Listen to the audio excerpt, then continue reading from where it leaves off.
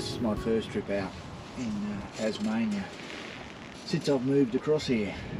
It actually is my second attempt at camping.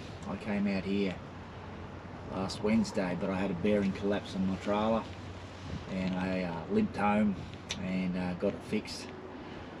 And I'm back out here on the Monday now, and still nice and clear, but it is quite windy. So this here is Diane's Basin Conservation Area. So it's only about 10k north of where I live, which is why I was able to limp home with my trailer, and about 10k off to St Helens too. So there is actually two campgrounds here. This is camp number 1. There's about 4 sites here, and there's access down to the water via a small driveway. And then there's a camp further up the other end, which has got a lot more campsites in it. But geez, I tell you what, it must be a very popular campsite, because the other one's got about 5-10 people in there. So I've got 2 here, only one when I arrived, but now another person's arrived. So I'd hate to be here on the weekend. It must be very, very popular. It's very picturesque, and I'll do some videoing of it later on. The campsites are back in here. That's the other camper that I've got, one of the other campers I've got here. And this is Diana's Basin, D-I-A-N-A-S Basin. So that's the lagoon that I'd like to go paddling on, but with my kayak at the moment, it's a little bit rough, so we'll just have to see what happens. There's the toilet, the long drop toilet, and there's the other campers that I have here. So I'm camped just in there. There's 1, 2, 3, 4, 5 campsites, 6 campsites in this Diana's Basin campground number 1. So I'm going to take a drive up the road and have a look at the show you the other campsite. So that there is the road that comes in from the St Helens Commander Road. It's quite a bumpy, rough road.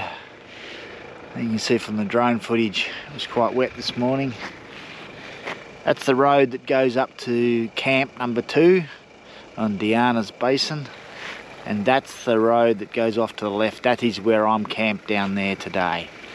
So there's about 3 or 4 entrances into the number 2 campsite. Here's the first one. And it's quite a pokey little thing. There's little campsites everywhere. So there's a road off to the left. There's a campsite just in there. Pretty hard to find sun in here too, so a couple of campsites there.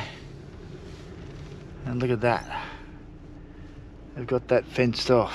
Must have a dog in there.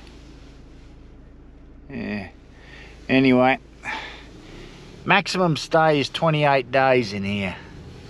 So I think they get a lot of, not permanents, but a lot of long stayers here. Really nice campsite there, which would be great in summertime, but bloody hard in winter. This campsite in here, this is the one where I came to last time in last week, and then found out my bearing had collapsed, so I decided to go home. Also this morning they had a person in here with a slasher mowing all the grass and all the brush back. So I'll just show you one campsite in here. So this is the second time I've been here, and this here has just been sitting here. So the car's unregistered, trailer's got a motor or a boat motor on the front of it, but I don't know what's going on there. So also the car's all smashed up in the front. But this here would be a really nice campsite, but I wouldn't like to come and have those people come back and try and camp here with me. Yeah, there's a tractor with a slasher cutting all the brush back, so that'd be another reason not to come here on, because I'm only here for a day, so I wouldn't want that noise all the time. But I know they've got to do it, but yeah, I'll go find somewhere else, which I did. That's a spot that I wouldn't mind, but I thought he was moving on today, but he's still there, although very windy. Very windy there.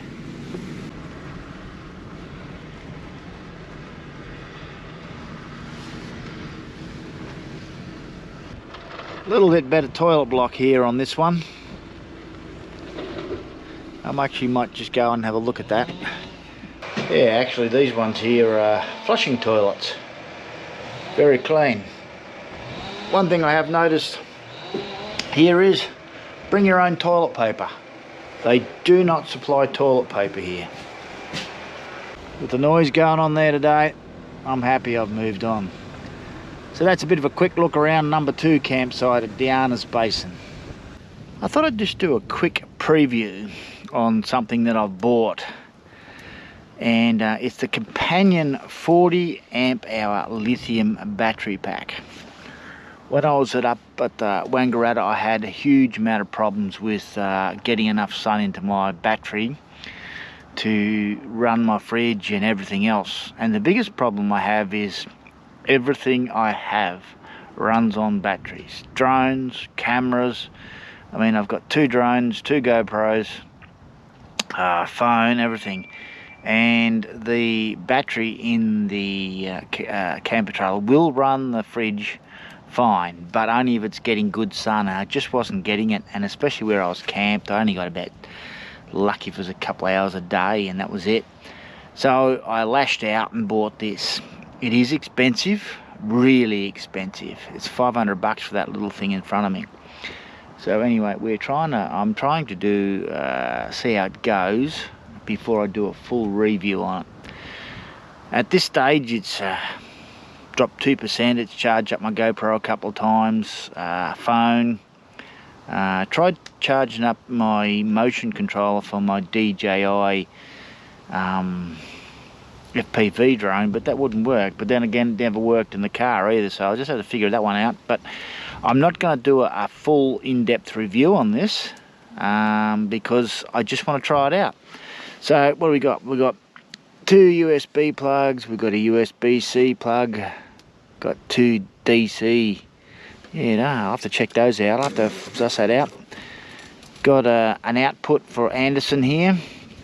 Got an input with an Anderson plug on it, so I can charge it off solar. So that's a good thing about it, is that I can move this to wherever it's needed to be to get solar into it. Rather than being camped in the shade, I can just follow the sun. Also got a 12 volt Siggy plug in there. And it's got a light on there as well. There we go, light's on. Don't know what good that is.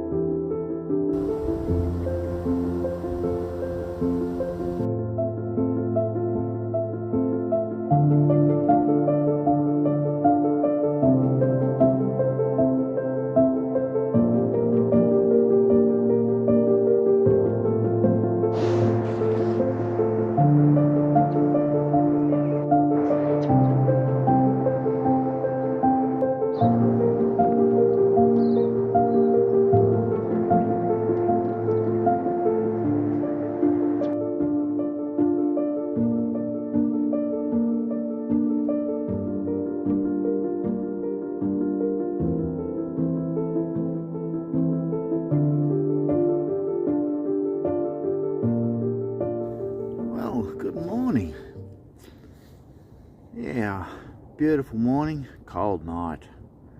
Had the thermals and the heat packs and everything going, but I managed to get a good sleep. So Anyway, I got out for a bit of a paddle this morning onto Diana's Basin. Pretty good smooth water this morning, so anyway, I'll head back and make myself a cuppa now. I've probably come all the way up to where it comes in at the beach and the second campground, so I've done pretty good.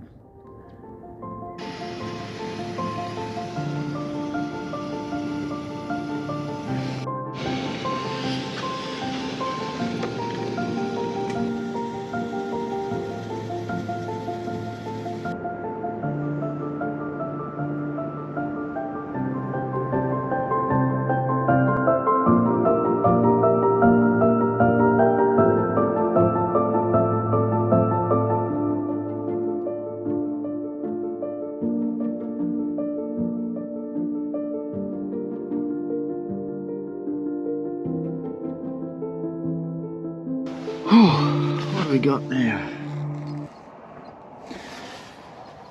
Okay, well it's 10 to 10 now, so I've got to actually head into town. I was going to pack up my camper trailer and take it with me, but it is sopping wet, so I've decided to leave it here. And I'm heading into town now because I've got to actually get my registration changed from Victoria to Tasmania, one of the many jobs I have to do. So I'm going to let the camp here, it's nice and safe, and I'm going into town to get that done, and I'll come and pack it up later on when it's nice and dry. So anyway, let's get into town. Okay, well I got back to camp now, and as you can see it's all packed up and ready to go. Car has now got it roadworthy, but I didn't get round to changing rego today because I need more documentation, proof of identity and proof of your car registration, and proof that I live in Scamander now. So go home and get all that organised this afternoon, and then head into St Helens and get that changed over, as well as my car licence, which will be the final step for me. Anyway, that's it for this video. Only a short camping trip, this one. Hopefully the next one I get away for 2 or 3 nights, but we'll just see what happens over the next couple of weeks. Yeah, we'll see how it goes. Anyway, if you like these videos, consider subscribing to my channel, and I'll see you in the next one.